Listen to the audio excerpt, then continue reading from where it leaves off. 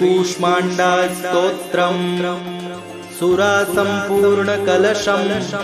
रुधिराप्लुतमेव च दधाना हस्तपद्माभ्यां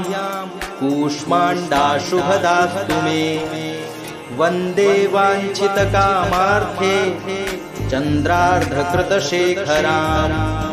सिंहरूढा अष्टभुजा कूष्माण्डा यशस्विनी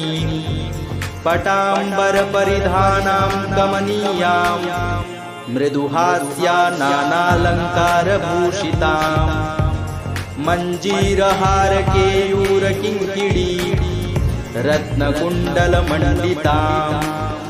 दुर्गतिनाशिनी त्वं हि दरिद्रादिविनाशनी जयं दा धनदा कूष्माण्डे प्रणमाम्यहम्